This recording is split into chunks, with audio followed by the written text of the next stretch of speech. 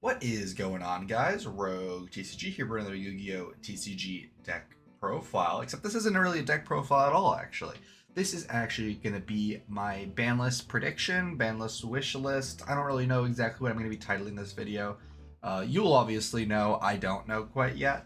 However, the ban list is shortly coming up on us. It is going to be out fairly soon, as of today, recording date being 8/16/24. So if it comes out tomorrow, and this video comes out tomorrow, and hopefully I predicted some things right. Otherwise, so be it. But yeah, there's a lot of issues this format that are showing their ugly heads, and a lot of cards that we thought were fine are realizing they're not really fine, and a lot of people I saw making ban list prediction videos aren't really considering what cards are going to be coming off the ban list or changing numbers around. So I want to try and do that. Keep in mind, this is going to be my prediction, my wish list, things I hope go on the ban list. This isn't necessarily concrete in the slightest. Some of these have correlative factors that may associate it to be more on the ban list than not, and I will go over them as we go on. I am going to quickly put a screenshot of what the finished ban list looks like right here. If you want to skip the video, here's what my finished predictive ban list is going to look like. You are free to leave. But if you do want to hear my thoughts on why I think what is where, stick around and I will be letting you know. Alright, so going down the list, I'm going to, first we have Dimensional Shifter. This card is very unfun to play against, and I'd say it's also unfun to play with.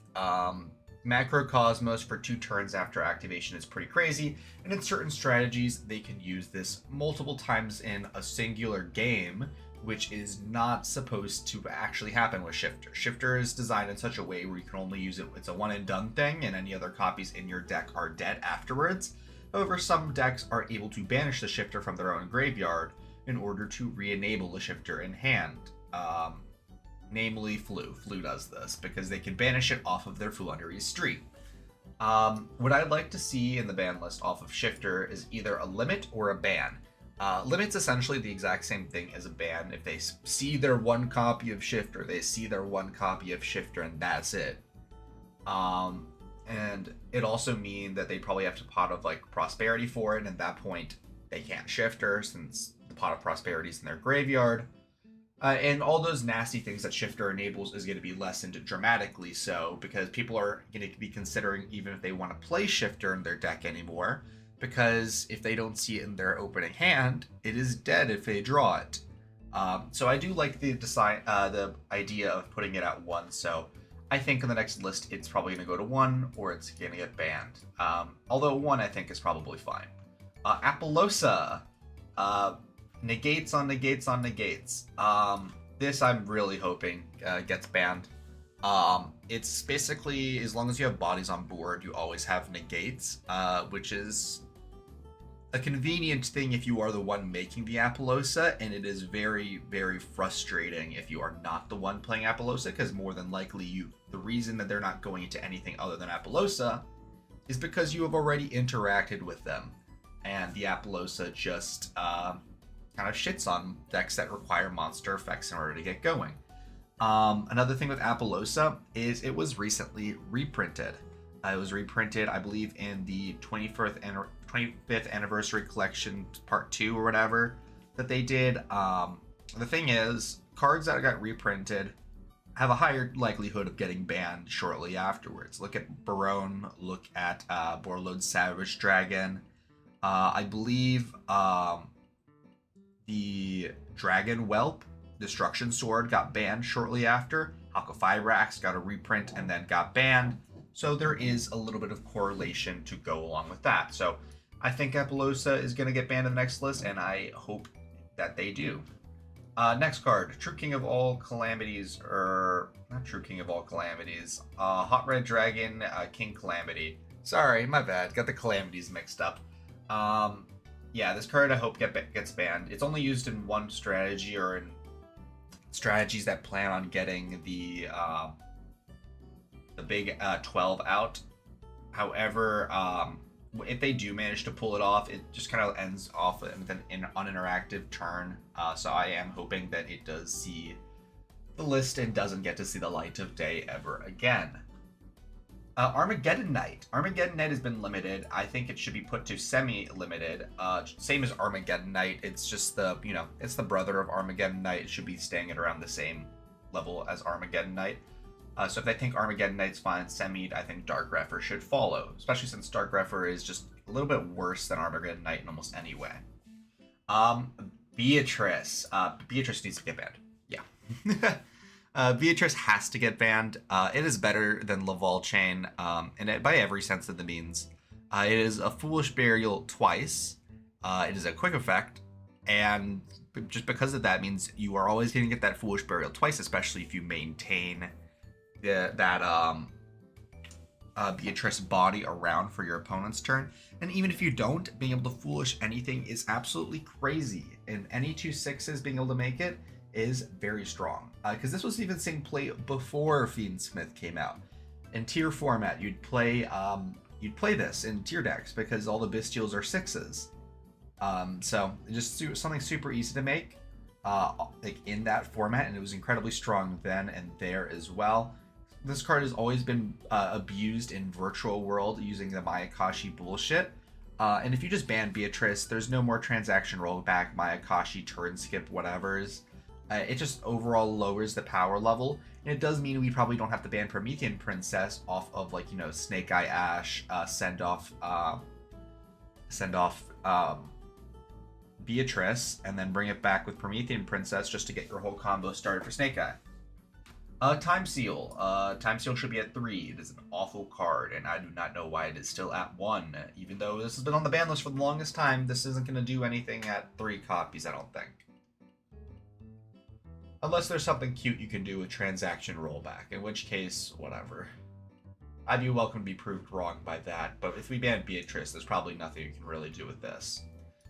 Sinful Spoil, Snake Eye. I would like to see this card banned. Grabbing any level 1 fire out of your deck just by getting rid of a card on your field is good for so many reasons. It's not just for Snake Eye, it's for every deck that includes a level 1 fire. And that means every deck that includes a level 1 fire is going to be playing Snake Eye if they can.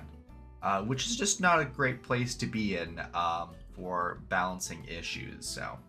I think Sinful Spoil Snake Eye, as well as the floating effect on the graveyard, I think this is the one Snake Eye spell trap that should get banned or limited in some sense of the word. Poplar. Poplar should be at 1. You get 1 chance to Poplar. You get 1 normal summon of Poplar. I think this should be a card at 1. If all the this is a card I think should be at 1 if all the other hits go through for Snake Eye. Like hitting the Sinful Spoil Snake Eye. Or rather, if they hit the Sinful Spoil Snake Eye and hit the other things that you might see on this list a little bit later, I think Poplar is fine to be at 3. But this is a card where I could definitely see them putting Poplar to 1, just because Konami is Konami. Unchained Soul Yama. This card, I know a lot of people might not think of it when you think of Banlist material. However, Yama is just incredibly strong. It needs any 2 fiends, basically making any fiend strategy have to run Yama in a small Unchained package. It allows you to bring back any fiend from your graveyard as long as a fiend was destroyed by battle or card effect while this card is in your graveyard, and yeah, that's pretty damn good.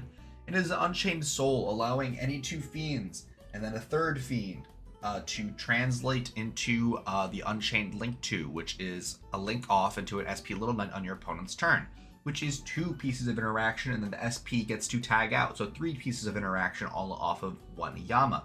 Yama also gets to search a card which is a level 6 fiend, allowing them to either go into DDD High King Wave Caesar, or to just use that body into the Yama in order to make that, again, the Link 2 I mentioned. And typically you're adding Sharvara off of Yama, and then Sharvara also gets to set an Unchained Spell Trap. So I think in the future, Yama is going to get banned in some degree. I am going to put it on the list because I think it is going to get banned at some point. I don't think it's going to be the next list. However, I did just want to bring it up just because eventually this card is going to become problematic. This is gonna be a hot take. This is gonna be a really hot take, and I'm probably gonna get a bunch of shit in this in the comments. I think Moon of the Closed Heaven should be banned. I think this card is not healthy for the format. And let me explain to you why. I'm gonna get a bunch of shit saying, why should this card die for Fiendsmith's sins? And I pose to you the opposite question. Why should Fiendsmith, an actual deck, have to die for this card in every single deck that plays this card's sins? Fiendsmith does not play Moon of the Closed Heaven. Any deck that's playing pure Fiendsmith or playing a very heavy Fiendsmith engine does not play Moon of the Closed Heaven. Those are strategies that are Light Fiend related. The main resource that the Fiendsmith deck uses, and decks that heavily use the Fiendsmith deck use, are Light Fiends. You need Light Fiends to do anything in those decks. And if you don't have those Light Fiends, you're doing nothing. Now, Moon of the Closed Heaven is a way for any archetype to get a Light Fiend on their side of the field, and is an extra Light Fiend that they can send to the graveyard in order to be able to do more Fiendsmith shenanigans. How about this? Let's just not let any archetype make a free Light Fiend using any 2 monsters. This is the only Light Fiend generic monster, pretty much. And the amount of people that play it just because it is a Light Fiend shows that the ability of being a Light Fiend in the extra deck and on an ungeneric body is something that is not possible. If they really want to go into the Fiendsmith engine, here's what I say. Let them go into Underworld Goddess. It's a Light Fiend. You can use Underworld Goddess for the Fiendsmith combo. Just give up 5 monsters. And I think that's the way to make Fiendsmith fair to play. If you want to play Fiendsmith, you gotta give up 5 monsters or actually play the fucking deck. But I think Underworld Goddess of the Closed World is probably not gonna get banned, or if it does get banned, I can point and laugh and say, I told you so. My main thoughts of this card being banned is it's a common. This was printed as a common when almost all the Fiendsmith cards are printed at super high rarity, so I doubt the Fiendsmith cards are going to get hit shortly after printing, while Moon of the Closed Heaven might. Again, this allows any deck to make the Fiendsmith engine, but you might be saying, but even if they don't play it, they're still going to play 3 Fiendsmith, 3 Tract, and I say, that's fine.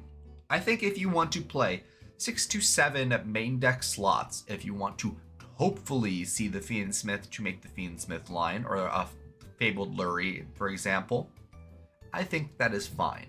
The Fiendsmith engine that is currently being played in meta decks is 5 cards. It's 3 Fiendsmith, 1 Fiendsmith Tract, 1 Fabled Lurie. And they're not even making the Fiendsmith engine off of the Fiendsmith himself. That's just kind of a high roll hand if you do seem to open him. Instead, they're doing the Fiendsmith line again with the Moon of the Closed Heaven. So if you take the Moon of the Closed Heaven out of the equation, now they have to draw the Fiendsmith cards if they aren't playing a Light Fiend strategy, overall reducing the power level of their strategy because the amount of Fiendsmith cards they need to include can reduce the amount of non-engine they are playing, as well as maybe allowing some of their hands to brick or minus in resources, because the Fiendsmith cards are meant to minus in resources from hand. So yeah, I think that's just my thought on like the Fiendsmith dilemma. I think if Fiendsmith does get a hit on this next list, it should be Moon of the Closed Sky, if anything, because Fiendsmith does nothing, absolutely nothing, in generic decks without Moon of the Closed Sky, while it is still able to function in its own dedicated strategy otherwise. Next, Snake Eye Flambusty Dragon. Flamberge needs to get banned. Even at 1, card's insane. Being able to just bring 2 bodies back, being able to quick effect put something in the back row, being able to quick effect bring something back from the back row is just so stupid. It's just so bad. It's so unhealthy for the game. And I know the Atlanteans are getting their own air quote Flamberge Dragon, but it is not now anywhere close to as good as this Flamberge is. That is located in the extract. They need to actually put materials into it. It is an Xyz monster. It has the materials attached to it. It just is a good monster. And I think Flamberge Dragon should be banned for the many crimes it has committed over the past year or so. Next, Snake Eye Ash. Limit Snake Eye Ash. If you put Snake Eye Ash to 1, it means if they get rid of the Ash in some capacity, banishing it face down, banishing it in general, it makes you have to jump through hoops in order to gain access to that same copy of Ash again. You actually have to go through the effort to grab that Snake Eye Ash again instead of just grabbing the third Snake Eye Ash or the second Snake Eye Ash from your deck or from your fucking asshole. Like, it's fucking obnoxious how many copies of this card there is, and the fact that you can, like, Veiler the first effect and they'll just summon another Ash to use it again just for the second effect is absolutely bonkers. So I think Snake Eye Ash should be put to 1 if the Sinful Spoil Snake Eye and Flamberge are banned. And then if Snake Eye and then Flamberge are banned, I think Poplar is like fine to do whatever. But this is what I think. Sanctifier, banned. Ban the Sanctifier. It is not fun to play around Gimmick Puppet Lockout, and Sanctifier doesn't honestly have a purpose in the deck other than that. So, yeah. Limit. Sengen Summoning. Uninteractive bullshit ass card like Miscellaneous Saurus should be at the same number as cards as Miscellaneous Saurus. This is one of the better decks this format, and it's fucking annoying as hell when you remove their Sangen Summoning and they just windmill slam the second one. So that's just my thoughts on it.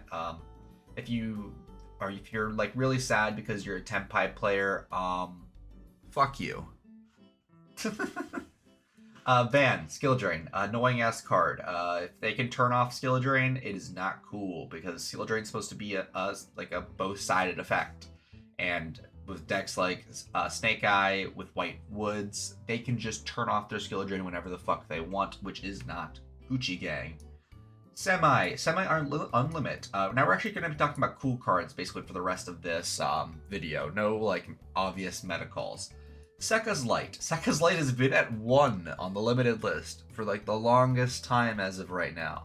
And I want to ask you, what deck would Sekka's Light be played in? Please enlighten me. Enlighten me. What deck would Sekka's Light genuinely be played in? Like, I don't think there's actually a deck where Sekka's Light can really be played in like a very good regard. So I think Sekka's Light should be either semi'd, or I'm actually gonna be a little bit divisive on this. I'm gonna say it should be at 3. Because I mean, after we ban Beatrice, we gotta give BA something. You know what I mean? We gotta give them something so they can do something. But yeah. Next, Ib, the World Chalice Justiciar. Semi-limit. This could also just as easily be an unlimit. This card isn't doing anything at 1, and I don't think it'll do anything at any other amounts other than 1, so I think it's fine to just come off the list straight up. So I'm just gonna do Protos. Who the fuck took this bitch-ass card off the list? Let's sit down and be honest. Who the fuck took this card off the list? Like, Ritual Beast would be obnoxious if not for Protos. But with Protos, it just is something else entirely. Any deck that can make a rank 4, any deck that can make a Synchro 4, is just able to grab a Protos for free, pretty much, off of either Cupid Pitch or off of the level 5 Banshee card. Sorry, not the level 5. I mean the rank 4 Banshee card. They can just grab it off of that, grab the Nemesis the Fire Nemesis one, and then off of the other one you can grab Corridor. I think Colossus is a lot more balanced than Protos is, because Colossus is an actual effect that's attached to a monster, while Protos is a lingering effect. So even if you remove Protos, who cares?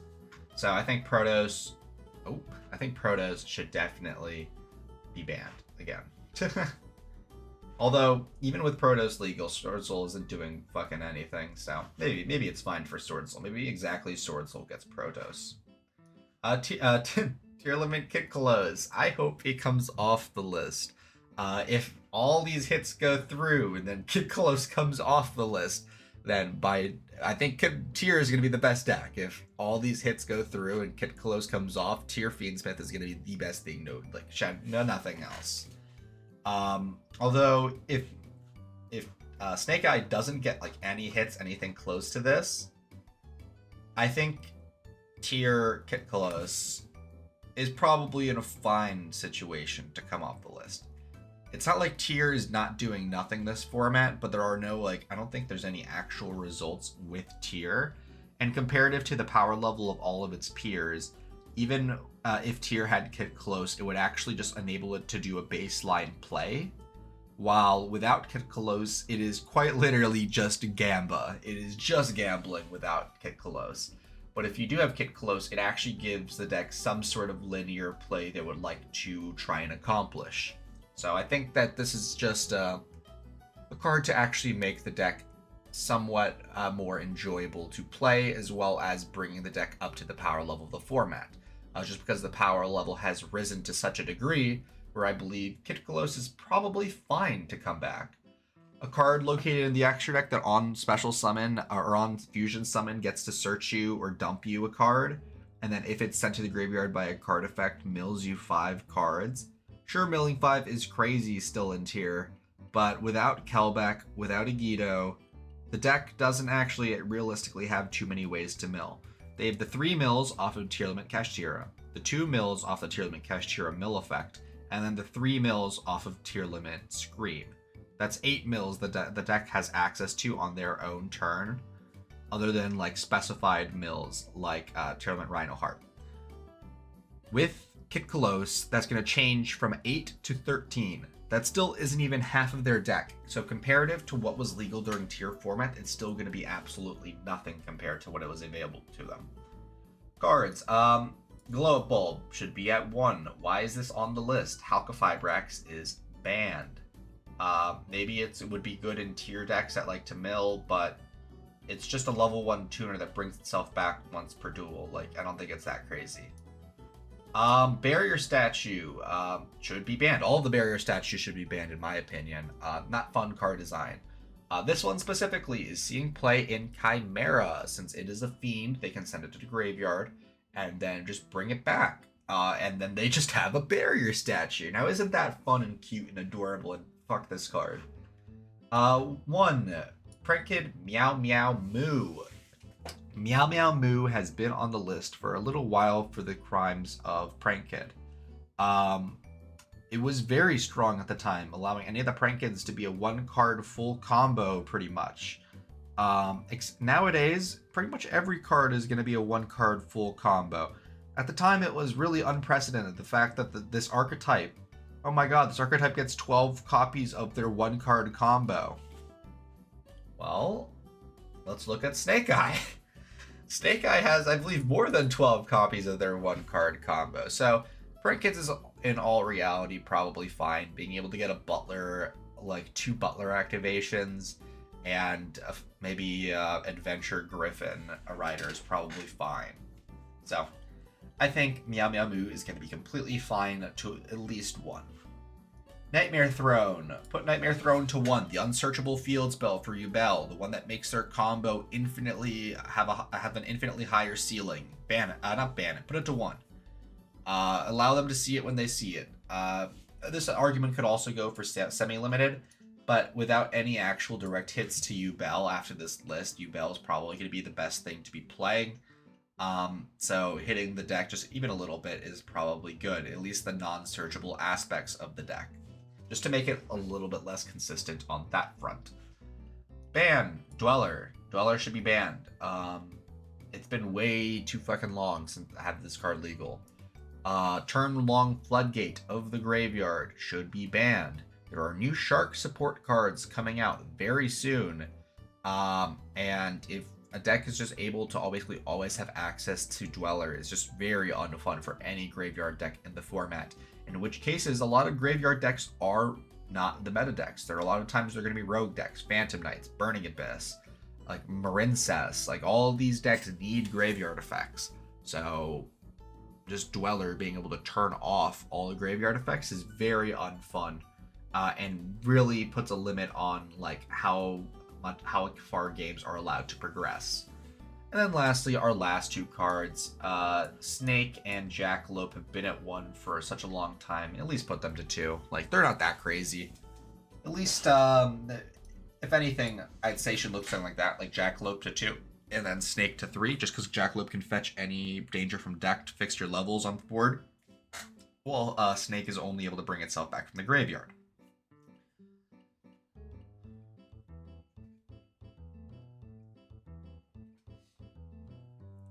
But that's going to be about it for this video. It's going to be a longer video, as you could obviously tell.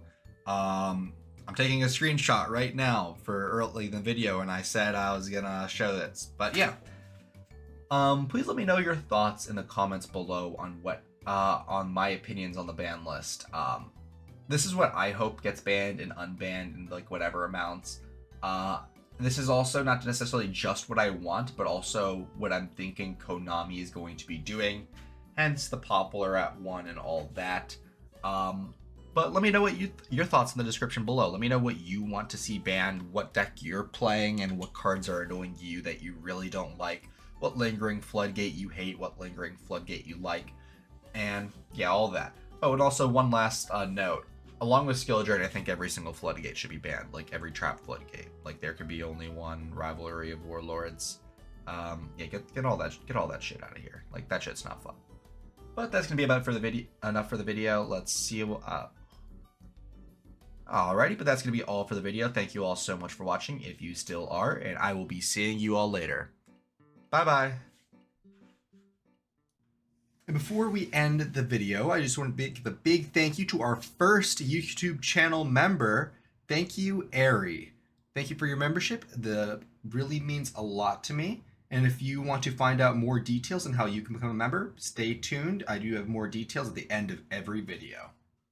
Thank you guys so much for watching the video. If you wanted to talk to more Yu-Gi-Oh players like yourself, I would highly recommend checking out our Discord server. Link is going to be in the description, as well as the QR code on screen. We do talk somewhat frequently about Yu-Gi-Oh and the current meta, so I would really enjoy to see you there. As well as we do recently now have channel memberships available on our YouTube channel, where we have 3 different tiers. We have Super Supporter at $2 a month, where you get loyalty badges, emojis, guaranteed comment responses, a shout out at the end of every video, as well as access to the members only Discord channel, where you get early sneak peeks at future videos. There is the Giga Supporter at $5 a month, where you have early access to all new videos about a day or two before they go up, as well as all the previous offers. And for $15 a month, we do have our final tier, which is going to be Femboy Fanatic. You get a guaranteed customized video every single month, as well as 1 hour of my time. Could be for anything you'd like. You want a duel? Absolutely. You want me to help build a deck? Absolutely. You want to play some Helldivers? Sure. I'll do anything for an hour once a month. But supporting does help me out quite a lot, and it does help me produce all of these videos. So thank you guys so much for watching, and I'll be seeing y'all later. Bye-bye.